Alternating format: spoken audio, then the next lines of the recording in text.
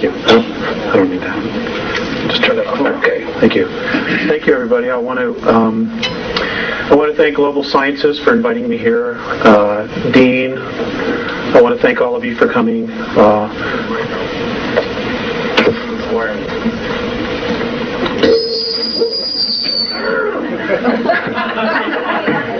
I'm wired everywhere.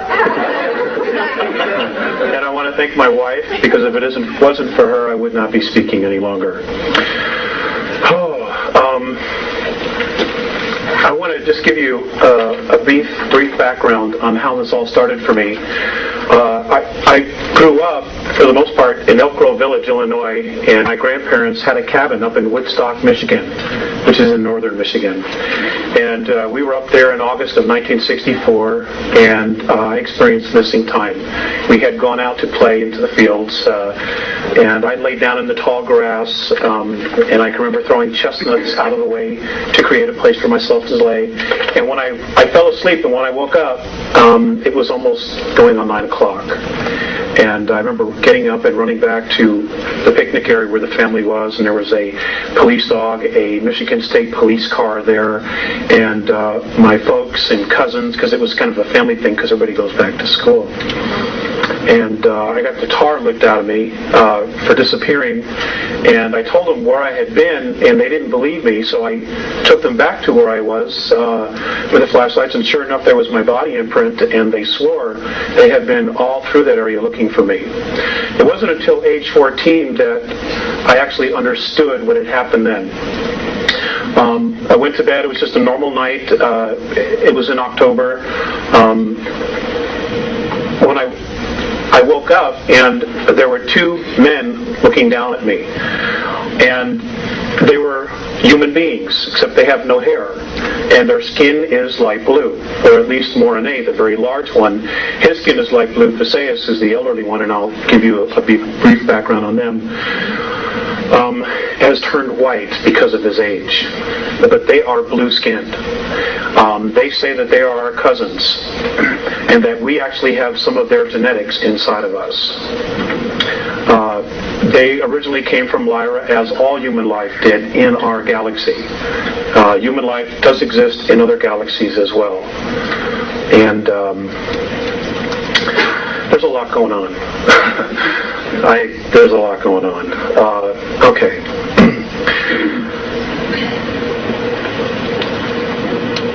I was taken out of bed many times.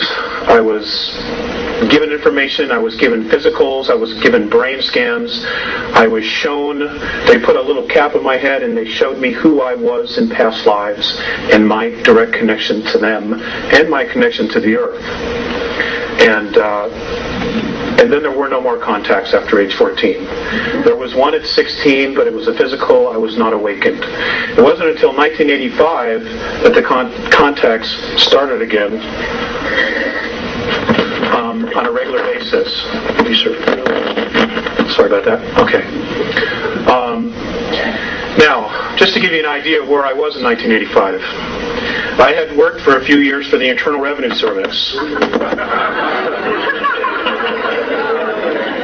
I had been a tax collector, and I was assigned to and I'm ashamed to say it, but I was a good tax collector. And for the lady and the people who were talking about the IRS, I'm just going to give you this while it's hot and it's fresh. I was assigned to a task force that was supposed to do undercover work for oil company fraud. And our training was to be in Washington, D.C., and while I was there, I used my security pass to get into the National Archives. And you're not allowed to really make copies of things when you're in the National Archives unless your security clearances was much higher than what mine was. And I'm going to tell you this as having been with the Internal Revenue Service. The Internal Revenue Service is a Puerto Rican trust. It is a 3-tier trust. I don't know what the third tier is, which is the bottom line, but it's Internal Revenue Service, Puerto Rican Trust, Trust number 62, and I can't tell you what the third one is because it wasn't there. I had that information. Great. People need to know. Also, none of the federal income tax laws are actually in the Federal Register, therefore they are not laws. They are codes. You also need to be aware of that. Anyway, I left the Internal Revenue Service and I opened up my own accounting practice. I started helping people with IRS collection problems because that's not something that you can learn going to tax school or going to a university. You have to have on-the-job training. Well, I started my practice, took the CPA exam. For 5 years, I had a practice in Beverly Hills and Malibu. I was living on a 700-acre horse ranch in Malibu at the time the context restarted. Now, within 2 months of the context restarting, I totally walked away from my tax practice. And I just realized that a lot of it was just BS. And it just wasn't working for me. I had made some major shifts in a very short time. The contacts have been relatively continuous. They're both physical as well as telepathic. And folks, some of this information is going to be enlightening. Some of it's going to really bother you. And I'm sorry to be the one to have to tell you that we have a very serious problem on our hands. Okay? And it is just not the federal government. It just is not. There is a much bigger scheme going on here. And it involves extraterrestrials who are interested in us as souls. You might refer to the Bible, you might refer to whatever texts or religion you have, but there definitely is a battle of good and evil going on out there, and part of it has to do with us and our solar system because of its location and the minerals that are here. The regressives, and we're going to talk a little bit about that after I show you the moon pictures, don't give a damn about us. We are a natural resource. Okay? Be really clear when I say this. We are a natural resource to them. They don't care who you are inside. They don't care. As far as the federal government, we watched the movie Rob Roy the other night, and there was a line in that movie that sums it up perfectly. The government believes truth to be a lie undiscovered. But that's really where it's at. That's really where it's at. They are so screwed up that I don't believe they even really remember what the bottom line is now. Okay. If some of you are familiar with Hoagland's information, I think Richard does a good job, but I'm just going to share with you a personal experience that I had with Richard in Los Angeles. I was speaking in Los Angeles. I've spoken along the West Coast quite a bit, in Texas. And there was somebody from Showtime who was doing a private screening in a hotel room of the movie Roswell, the Showtime movie Roswell they put together. Well, I was invited to go in there. Well, Richard was sitting in the back on a chair. And I'm not reading any more into this. I'm just sharing with you my experience with him one-on-one. I sat down to him and I just looked him straight in the eye, and he didn't have a clue who I was. And I said, Richard, why don't you tell people that the moon is an artificial satellite? And he just looked at me and he says, I'm not ready to. All right? That's my personal experience. It's the only one I have. I think his information is good. But I'm telling you, from my own experience, he's withholding. And I don't understand why he's withholding. I can verify that. Okay? Because you, me, our children, our grandchildren, and our great-grandchildren are the ones at stake here. You know, we don't have anywhere else to go. We don't have any place to hide. This planet is our home. It's our home. And I'm just trying to help. I only have a piece of the puzzle. I don't have the whole puzzle. I think if I did, I'd be dead a long time ago. But I'm going to share with you stuff that I have been guided to that's on the far side of the moon. I don't deal with the visible side. Because as the right hand is moving here, the left hand's doing something else. Well, the left hand is the far side of the moon. If you remember the movie Apollo 13,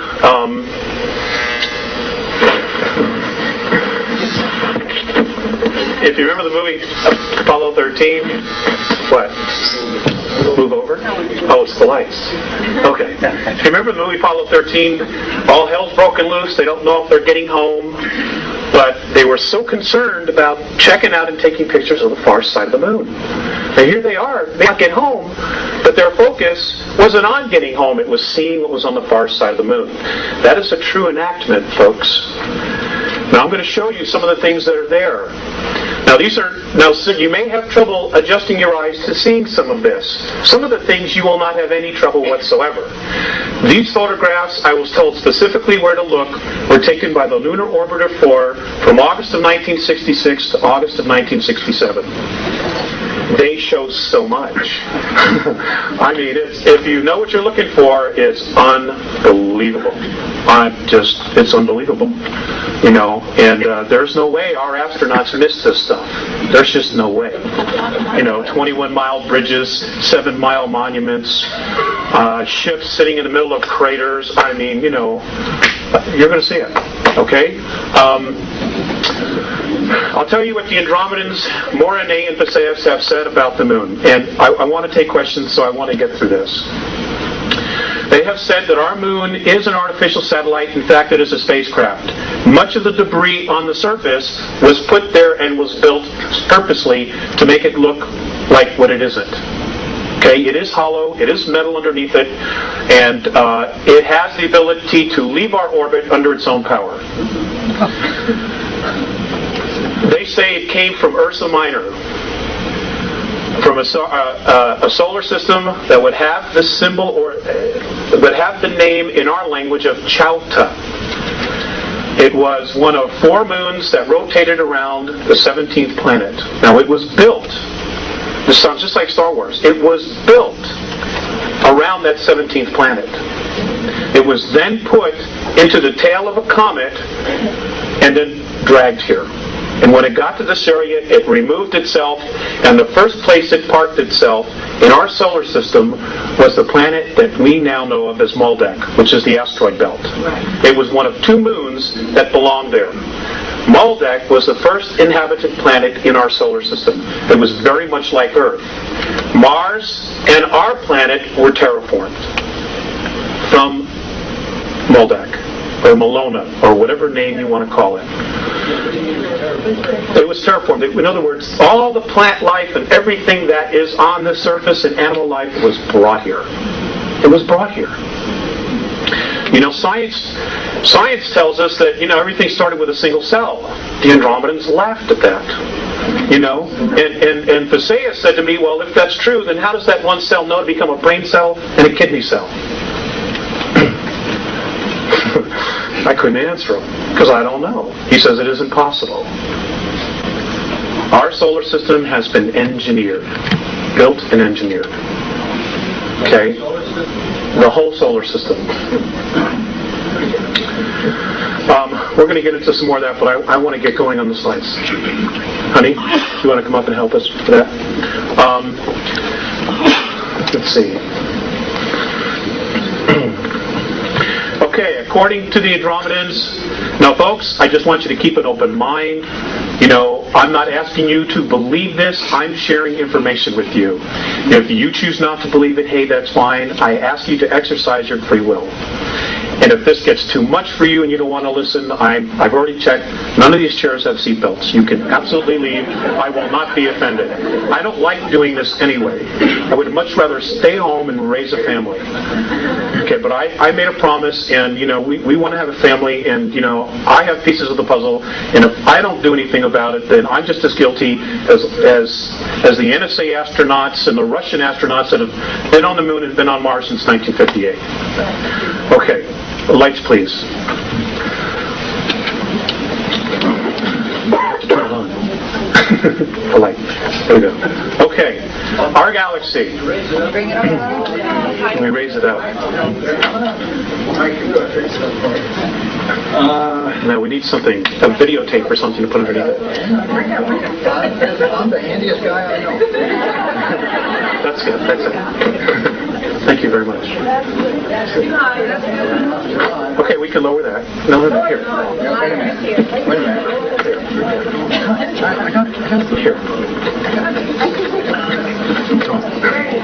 Okay. Okay. Ladies and gentlemen, According to the Andromedans, space travel has existed in our galaxy for 4.4 billion years. Okay, we are literally the new kids on the block. All right? Now, what's interesting about our galaxy is...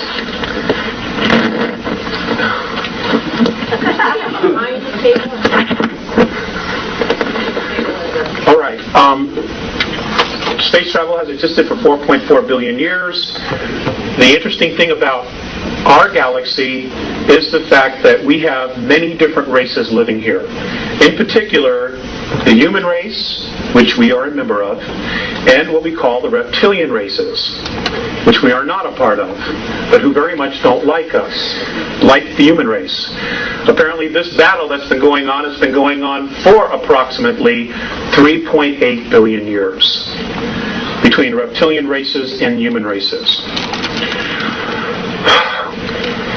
Many of the races that exist in our galaxy migrated originally from Lyra during a war. Apparently, sometime in our ancient past, a group of reptilians were exploring, looking for minerals, looking for food resources. They came across a star system that was full of human beings who were agricultural in their nature. Abundant food, they just had everything together. And the reptilian races, they're called the Seekar. In the Andromedan tongue, we know them, or we would know them as being known as the Draconans, because they're from Alpha Draconis. And apparently they, as a race, were brought to our galaxy fully formed. Nobody knows where they came from or who dumped them there. But they were put there because it gave them the highest probability of survival. Well, they are a remarkable race. They're incredible builders, but they have an attitude problem. And that is that they believe that they are the dominant species and they control everything else. And they are also master geneticists. They value genetics, not gold or silver. They have no interest in that. It's life forms. And they try to control life forms through manipulating their genetics. We have also been subject to that. I'm going to try to cover a lot here. Anyway, there was a war. They were attacked. Many of the human races fled to Antares, to the Pleiades, to Cygnus Alpha, to Andromeda, to Cassiopeia, to Sirius, to Procyon, all over. They just scattered to the winds, trying to survive. Next slide, please. This is where our small little area is located. That which we see in the sky, this is where it's located. As you can see, we are in the sticks, the boonies. We really are. And this is why we've been manipulated and messed with so much as a planet and as a race. Because we have been, for the most part, considered insignificant. And then roughly 5,000 years ago, somehow they found out that we were no longer insignificant, and I will tell you why. According to the Andromedans, in our physical form right now, in our genetics, we have within us the DNA of 22 different extraterrestrial races who have come down here and manipulated, who have bred with us, who have tinkered with us, everything imaginable. And that somehow we have all this inside of us. Plus the fact that we're coupled with spirit. And this is something that the Greys have a major problem with. And I will cover that as well. Now, because we are the only race in our galaxy that has these genetics of 22 different races, because we are also spirit, they consider us royalty. The Andromedans consider us as royalty. Now, one of the factors that they look at, and the thing that totally awes them the most, is the fact that many of the more advanced races use technology to create things, to manifest things. The Andromedans are heavily use holographics. Whatever they need, they create holographically. It is physically there, but when they're done with it, they turn off the switch and it's gone. It doesn't just sit there. All right? Like if you go home and your couch, you go away for a year, that couch sits right there. They are amazed at how much energy we put into creating things. Just things. Little tchotchkes that you put on the shelf, books. All those things take an intense amount of energy to create. They're amazed that we have this ability. The other thing that amazes them is they're also amazed at how easily we can allow our own kind to starve, to go homeless, and to kill each other. They do not understand that at all. Okay, and destroy our environment. One experience, I'll give you two experiences. One experience was with Visayas. I had just come up on board, and I was being led into a room, and Visayas had been watching a television transmission from Chicago. And policemen had just shot a black man that was running away. And then the policeman apparently ran over and tried to save his life. Okay? Visayas turns to me and he says, I don't understand your race. I don't understand why one would try to take his life and then the next minute try to save it. I didn't have an answer. In fact, many times I don't have an answer. Another time, I came on board. I was living in Lake Arrowhead at the time, and Mornay was looking at a group of meters on the ceiling of a ship, and it was all about the ozone and the air, oxygen content in our atmosphere. And he looked very distressed, and I said, "What's the matter?" And he said, "Don't they understand that all of this is here because they need it? They don't understand how we can just so carelessly destroy our environment." Now, folks, I want to share something with you. If there was not divine intervention, which apparently there has been, March 23rd of 1994, if there has not been divine intervention, and I will cover that, according to the Andromedans, we would only have 41 years left worth of oxygen in our environment.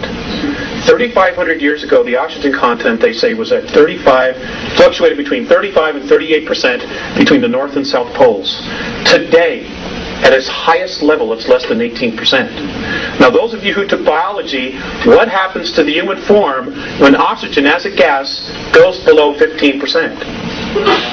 We die. We suffocate. This is reality, folks. This is reality. This is not Peter Jennings. Okay? This, I mean, we don't have anywhere else to go. And for those, and this is just what I've been told, and for those of you who think there's going to be a rapture, you might be disappointed. And I'm not saying this to question your belief. I'm just telling you that there are much bigger forces going on here. Okay, next slide, please.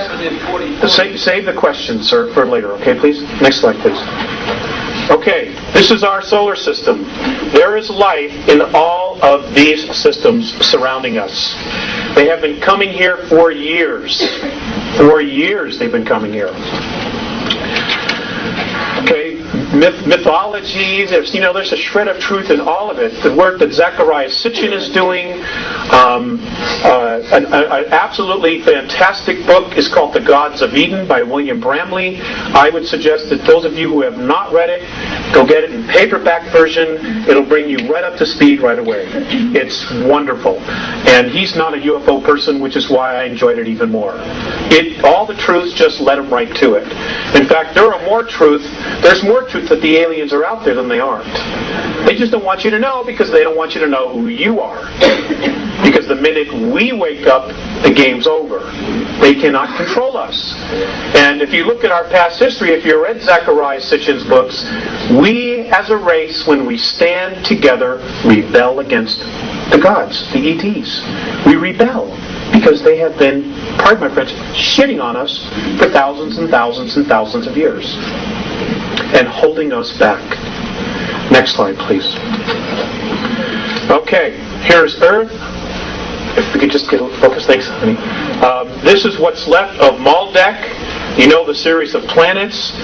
The moon is not the only artificial. There are 9 artificial moons in our solar system, and I will share with you later what those are. I just want to cover a lot of information. Okay, next slide. Okay, this is the typical and traditional picture. Does that look focused to you? Yeah. Okay, maybe it doesn't. Okay, this is the traditional picture that we see of Earth.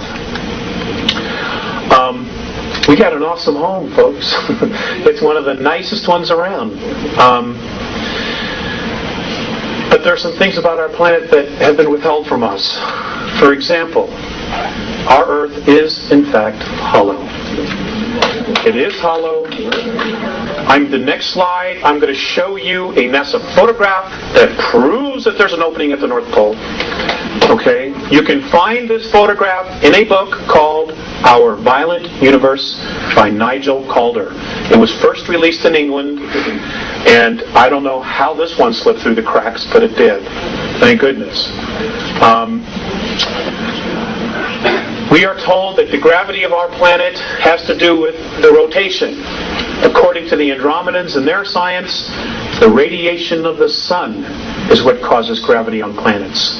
And any body, planetary body that is approximately 29.3 miles or larger is capable of sustaining gravity because of the radiations of the sun. Now I realize that flies right in the face of what we've been taught. Well, again, I'm just here sharing with you. If you were to go from the surface, from downstairs to the parking lot, go approximately 821 miles, you would reach a huge open cavern that does not literally have a sun in it, but apparently they are electrons, and as they go through the surface of the planet, they break down to their finest point, which is light. And that, at the very center of the planet inside, is the strongest force of gravity, and that is why they collect, and that is what is literally the aurora borealis. It is these electrons, these particles, coming out of the top once they have totally broken down, which is why it's almost in a circle. Almost always in a circle. Next slide. Okay, right here. This is just north of Greenland. This is exactly where Admiral Byrd said he flew in. Right there.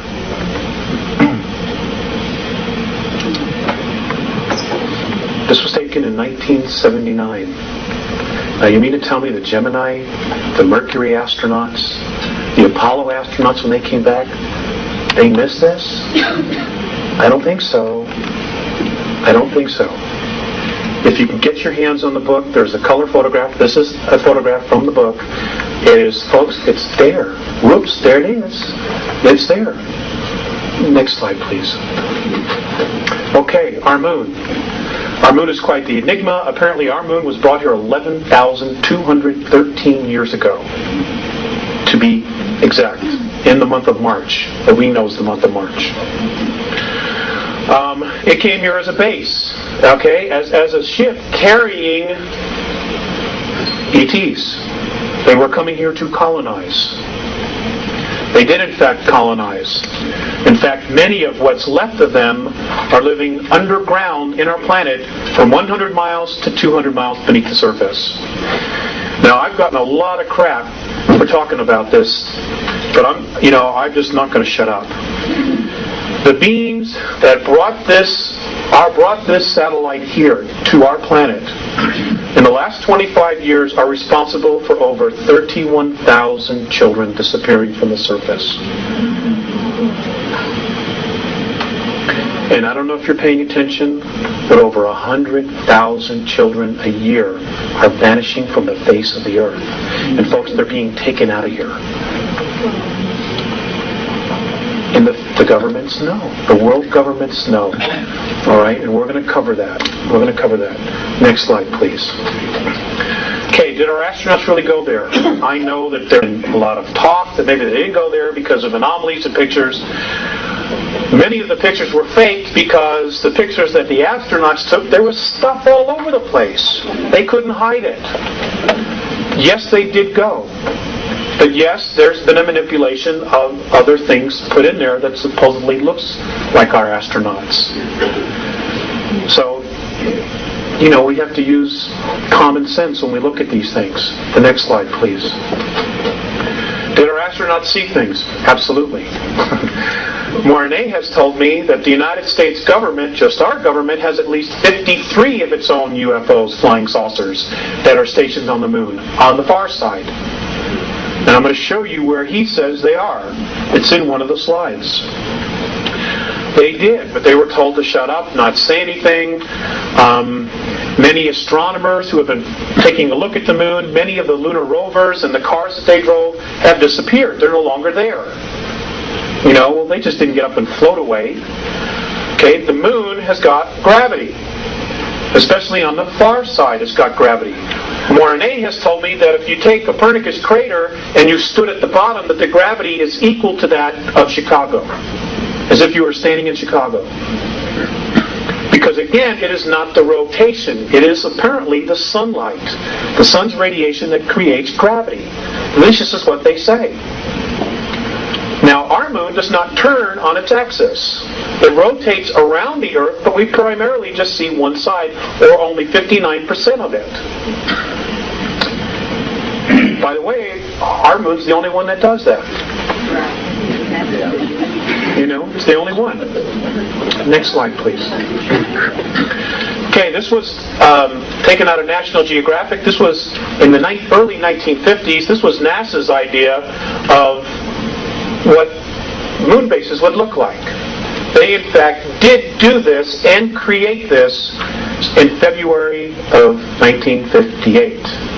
So when Kennedy said, we are going to send man to the moon, part of our government, primarily the NSA, was already there.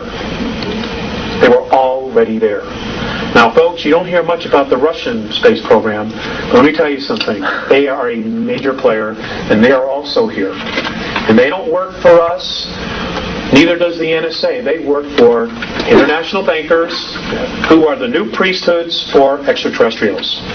And we're going to cover that. Next slide, please. Okay.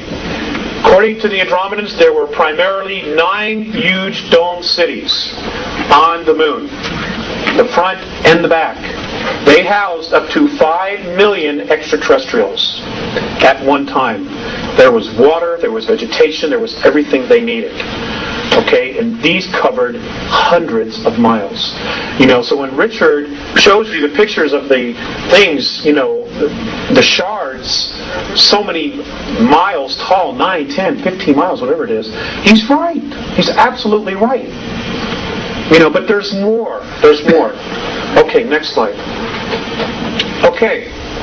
This is along the equator on the far side of the moon. This is what's left of a pyramid. There are 4 pyramids on the moon. Excuse me. Okay? Now, I can assure you that the pharaohs, just to practice, did not take the Hebrew or the ivory up here, build one, then bring it back and do it right in Egypt. Didn't happen. According to the Andromedans, almost all the planets in our solar system have pyramids on it. Some have more. I've asked why. Some people say they're tombs. The Andromedan perspective is that these are weights. And what they do is you put them in a strategic location, it balances the rotation of the planet. It doesn't keep it from wobbling, which means that if the ETs are there colonizing, there's no major fluctuations in weather and gravity. Gravity anomalies as well as the electromagnetic field, which is around every single planet. It has to be balanced. That's what these are for. That's why Giza is directly dead center of the landmass on planet Earth. Next slide, please. Okay, can we just focus this a little tiny bit? Okay, folks, I want you to focus on this area right here. I want you to focus on this structure in here. For those of you who are architects, please feel free to, say something about this. This area right here, you can see the curves, the angles. There's another bridge here. I want you to notice these lit up objects inside the bottom of the crater. We've got a close-up of it. Next slide, please. Here we go. Okay, here's another bridge. Apparently this is inhabited by extraterrestrials from Orion. These are, I'm told, are domes. Does everybody see this? Okay. I'm also told that this is a road that goes into here. There's an elevator that goes up to this area here. And when they land, they take an elevator or something down, and then they can walk, because there's atmosphere on the far side of the moon. Which is why the astronauts took pictures of clouds. You know, I mean, it's unbelievable. You know, the snow job that we've been given. It's nothing what we've been told it is. Nothing. Right. Next slide, please. Okay, I want you to focus on this.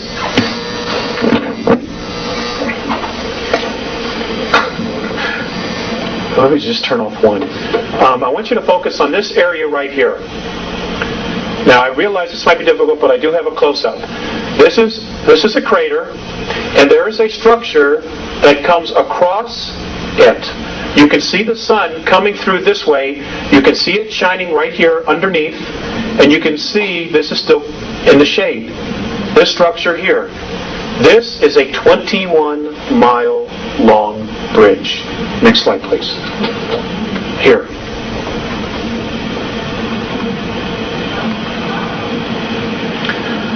I'm always updating. I'm always trying to get clearer pictures. This is 21 miles. Now, you may not see it.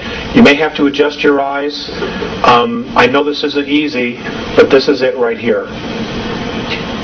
Okay? You can see the sun shining through here. Now, we didn't build this. And how is it that our astronauts missed this? 21 miles. That's from here to almost to Boulder. Next slide. Okay. Look at this. Just sitting there parked. This was taken by the Lunar Orbiter in 1966. Next slide. Now, isn't it interesting that we're told that the craters were created by meteorite impact, or incessant meteorite bombardment? I just love that. Okay? And yet, you have full-fledged mountains in the dead center of these craters. Many of them are even higher than the crater walls. Folks, that's just not possible. It is not possible. You have craters that are 30 to 40 miles in diameter. The deepest one is only 7,000 feet. That is also an absolute impossibility. Richard talks about his dome structures, okay, that had some kind of a glass on it. Right here. I believe, and I'm told that this is what's left of one of Richard's domes, that he has a picture of them, you know, with the long shards and the pieces hanging off. This is what's left of it. As you can see, there's a shiny spot of the glass tickered in, but that's what this is right here. This apparently also was a dome city, but it was destroyed by particle beam weapons between what we now know as the Orion group and a group from the Pleiades. This happened approximately 9,600 years ago. Full-out war here. Next slide, please. Okay. I want you to just check out this area here. All these structures. Look at these. Apparently these are hangars. This is a complex that is inhabited by human beings from Earth. Also want you to look at this object. I'm trying to get a better picture of what this large structure is. But what's really interesting about this area here and this is look at nice how sharp this crater is. The corners here. Very nice and sharp.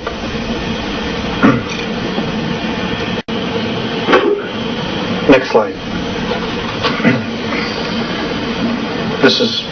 I just wanted to show you this structure here. This is absolutely not supposed to be there, and apparently it is the ruins of a ship that was destroyed 9,600 years ago. Next slide. Piece of shard.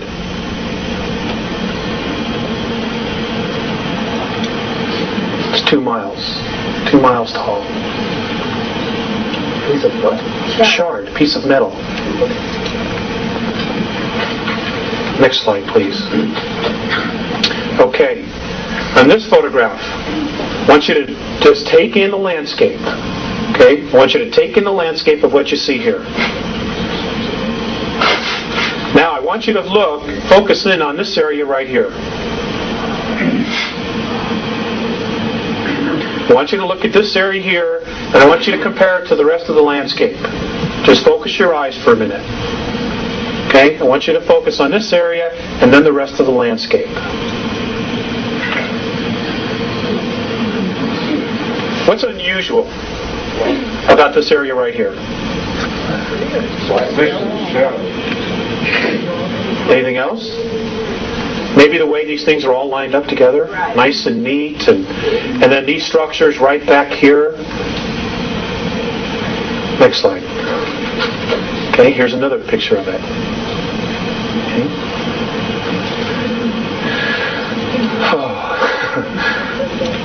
Is that a monument there, that dark shadow? This here? No, that's an arrow. That's my arrow. Okay. This area here, I have been told by the Sayus and Mornay both, is a base that was built by the United States, the Russians, and the British with the help of bankers, using technology that was given to this elite, this ruling family, by the Greys in 1954.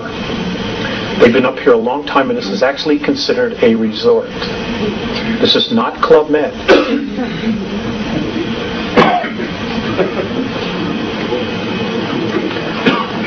Next slide.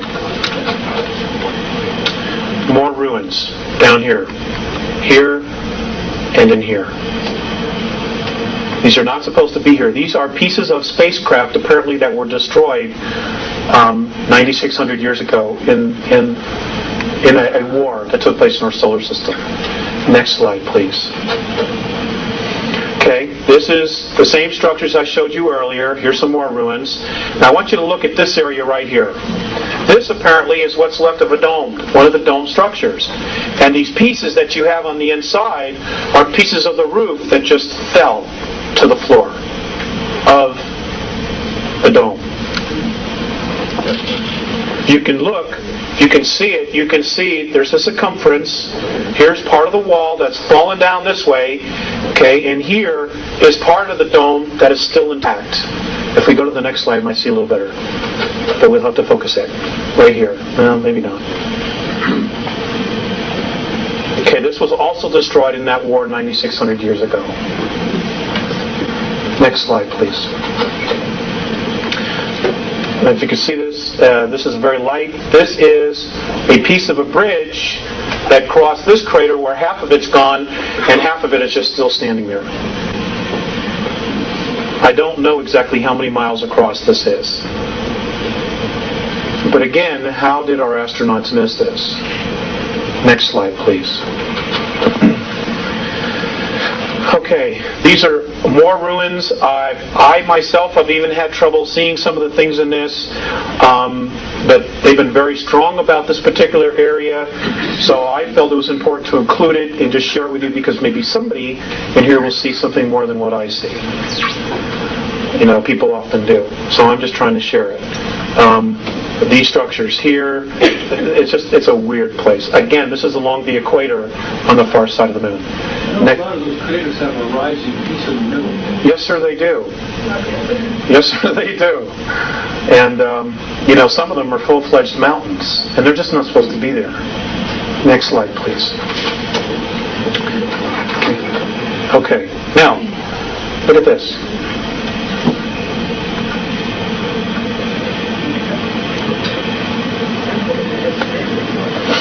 Okay. Honey, is that the best we can focus it? Okay, thanks. This area here apparently is a domed complex inside this crater, and I'm told that the world government picked this area because there's water underneath it. These are domes. These are a series of domes that are lit up from the inside. Is that square thing the pyramid? Which thing? This? This here? I don't know exactly what that is. It's not discernible in the pictures. You know, I think sometimes they purposely blur these just a little bit.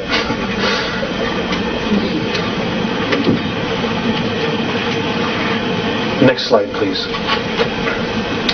Here's another area in another crater. This is all lit up from the inside.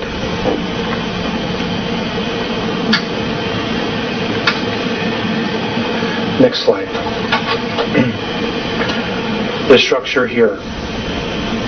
This piece, this thing here, this length of object, whatever it is 13 miles. And it's just sticking up outside, out of the crater. Next slide, please.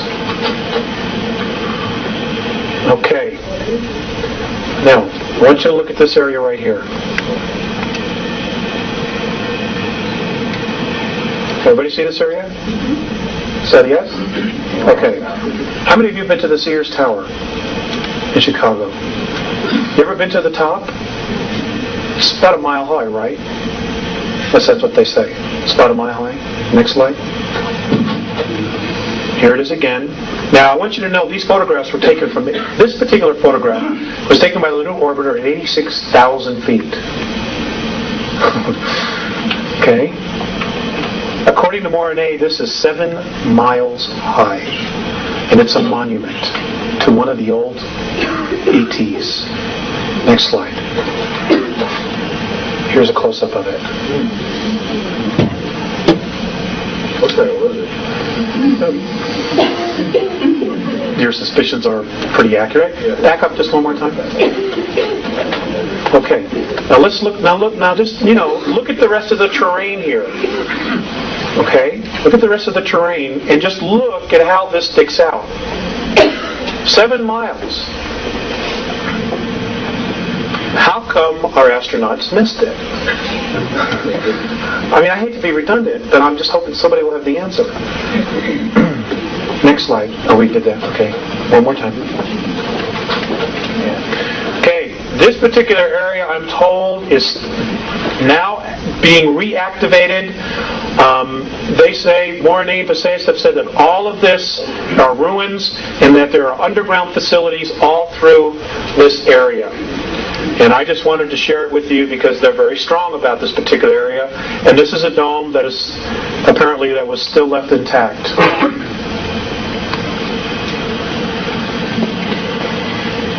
Next slide.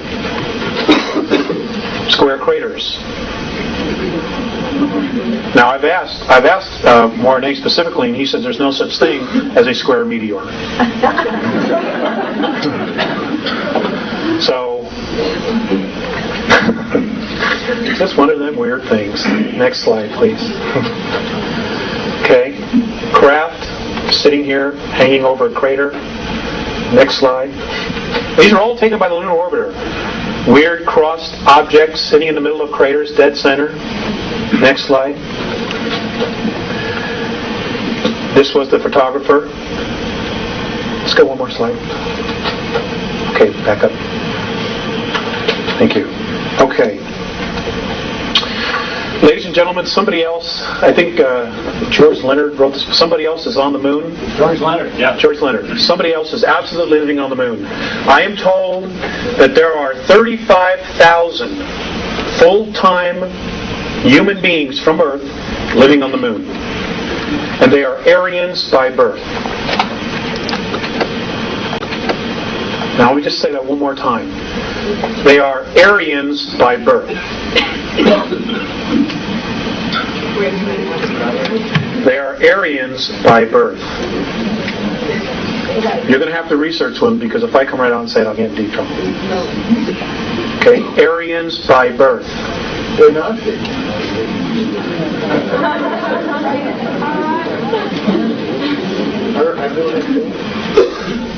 They're also there with extraterrestrials.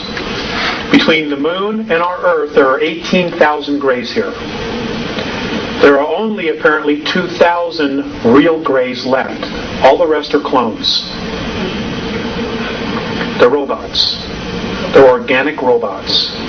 And microprocessors are grown in their head. And they are controlled by some kind of a radio frequency. Now, the Greys and the Orions also have this technology to absolutely replicate and duplicate a human being. And for those of you who are familiar with the old Dr. Beater stuff, before he was killed in a parking lot in Dallas, I would suggest you go back and re-research that information. Except he was told the Russians were doing it, and they're not doing it. It's extraterrestrials who are doing it, who are trying to undermine the free will of those of us on the surface of the planet. Because this is our home. Okay, Mars. I'm still working on more information, but I'm going to show you a couple things and share things that I've been told about Mars. The first thing I want to share with you about Mars is that, again, everything we've been told about it is wrong. Mars' atmosphere is full of oxygen and ozone. In fact, the local San Diego paper on March 23rd of 1995 flat out said that in 1971 they had discovered it was full of ozone. Well, folks, you go to the library and you pull out any book that you can find on Mars, written by any scientist on this planet, and they don't say virtually anything about ozone. But it's there. We're told that that its actual gravity is about 1%. Well, if the atmosphere is so feeble, then how is it that it can have 300-mile-an-hour wind storms? If the atmosphere is so feeble, how is it that it can hold water at both poles? Next slide. Let's go next slide. I'm sorry. At both poles. And there's water at both poles. This is water, H2O. We're told that the Martian atmosphere never gets above 129 degrees below zero. And yet, this past February or March, you had a picture from the Hubble telescope of Mars and the North Polar Cap melting. Now, I'm not a scientist, but tell me, how does water melt at 129 degrees below zero? I'm open. I'm open.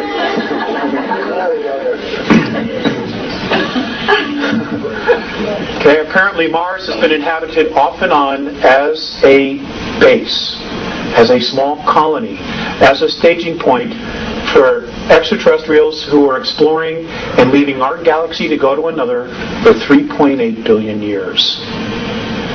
The ruins that Richard shows and other people, they're tombs. This is what I'm told, that they're tombs. And that there's far more there than is being shown. Most of it's been buried. Because during a war previous 69 million years ago, Mars was almost exactly like Earth.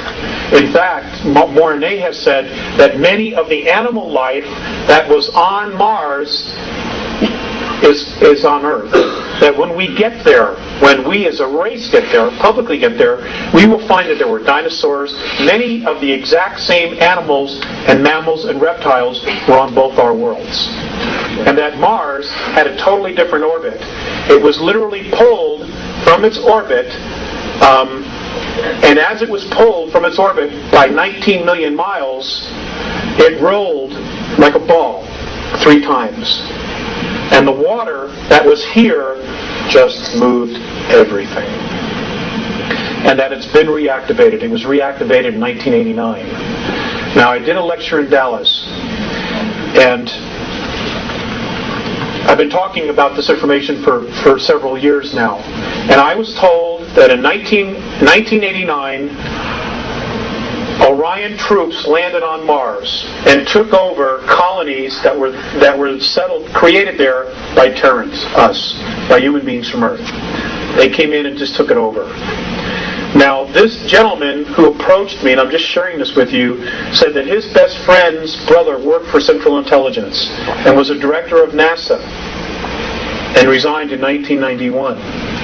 He said that his brother told him that the meetings on Malta, on the ship, just off the coast of Malta between Gorbachev and Bush, were about what was going on Mars and that they were scared to death. Now, folks, I got to share this with you. The beings that are here from Orion, they're into control. They're into control. There is no such thing as self-rule in the Orion Empire. There is a hierarchy. Now, if you look at our planet, if you really look at what's going on our planet right now, there's only one nation that truly cherishes self-rule and actually has real experience in self-rule. That's the U.S. And we're armed to the hilt because our Constitution says we can be. This is why the focus is on destroying the United States of America. Okay, the UN, the World Order, all of that stuff, they're all taking orders from ETs, and they're scared to death. But they are willing to sacrifice this nation. They are willing to kill 3.5 to 4 billion people to maintain their place as the new priesthoods. This is Sumeria, this is Egypt all over again, but on a much grander scale, because now you've got 6 billion people living here. If the people of this nation surrender the Bill of Rights by 1998, folks, you will no longer have the United States of America. That's a guarantee. That's a guarantee. This is the reason the Andromedans are coming back. Because 317 years into our future, our galaxy is in tyranny. And they have traced, through time travel, all the events that lead to the single point that shifted the energy from free to tyranny. Now, we're not just talking about free, we're talking about also on a spiritual level. Suppression, oppression of soul, of spirit. And they have traced it all back to our solar system, which is why many races are coming back and they're saying, hey, wait, this isn't going to work. Because 317 years in our future, there's tyranny here. There is no such thing as freedom. And we somehow are dead square in the middle of this thing. Sorry for the news. But we are. This is the only reason they're bothering.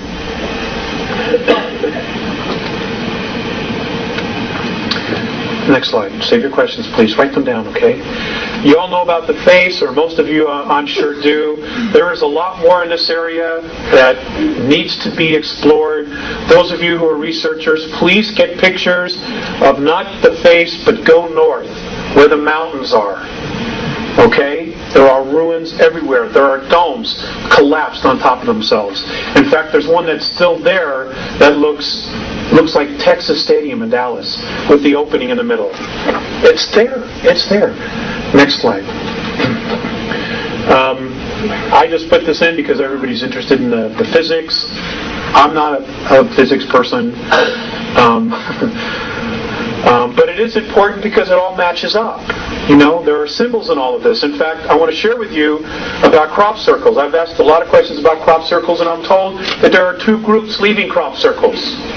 There's the Andromedan Council, which is made up of 139 different races, which is putting encoded information into the Earth to help stabilize it from Earth calamities. They're trying to buy us time. And many of the other crop circles that are being left by Orion. Now, where are they coming from? They're coming from Hale-Bopp. Hale-Bopp. Hale-Bopp is not a comet. Which are ships are going to move out of the tail and move into an orbit around Mercury. And this is in February, March of 97, and they're going to tell us they're here for sure. That'll be the latest. The highest probabilities is that by the end of November of this year, after Spielberg's movie about Roswell is released, they're going to start telling you that they're coming, that they picked up signals. And the truth is, they picked up signals back in 1960. You know, and in fact, they were already on the moon in 1960 with extraterrestrial help. So, I mean, the whole thing is a conspiracy within a conspiracy within a conspiracy, and it is all to keep us fat, dumb, and stupid, not to spook the herd. as a friend of mine said. Because they fear us. They fear us. Because if we